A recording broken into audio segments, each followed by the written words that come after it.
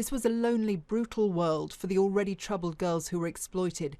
The court heard how they were effectively brainwashed into viewing their abusers as friends, how those men fed them with drink and drugs, getting them addicted to crack and heroin, raping them and selling them.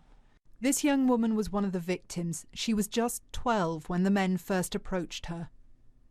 I think to myself, why didn't I run away, or why didn't I, try and get away? I was scared to say no because they wouldn't accept no as an answer for anything. If I didn't want any more drugs, they wouldn't accept no as an answer. Have another drink or a shot, and I'd say no, and that wasn't an appropriate answer. In rooms at this hotel and at flats and houses across Oxford, she and other girls were taken by the men to be abused. Police described them as an organised crime gang, and their business was selling girls to other men for sex. Some customers travelled several hundred miles from places like Bradford and Leeds. I was out almost every day away from home, sometimes more than one day at a time. Sometimes I'd have breaks where I went home to my mum and I just ended up in hospital because I'd had so many drugs. So a majority of the time I was away having sex with different men. The gang would also traffic her to places like Coventry, Manchester and London. Still just 13, no longer going to school, she had disappeared off the radar of normal teenage life. Her mum, who tried to keep her home, had to pick up the pieces. She couldn't remember where she had been. She was incredibly distressed.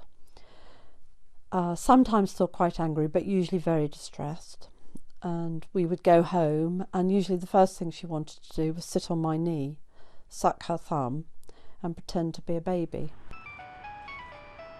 Sometimes within hours, a text or phone call would come, her daughter would go into automatic mode, get into a waiting car and be driven off. And no one was saying, look, we'll help you find your daughter, we'll give you support.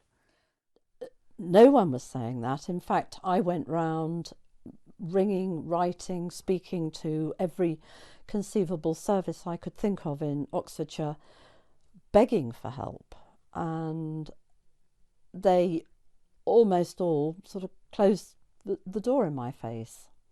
I saw Laura. You saw Laura? Across the road. For God's sake, Chelsea! Now, this play is touring schools in Oxfordshire, warning young people about the dangers of sexual exploitation. The County Council and police have apologised for their past failings and have set up a specialist team working to protect children who are targeted. You can get out! I am not going out with a kid! I am not spending my days...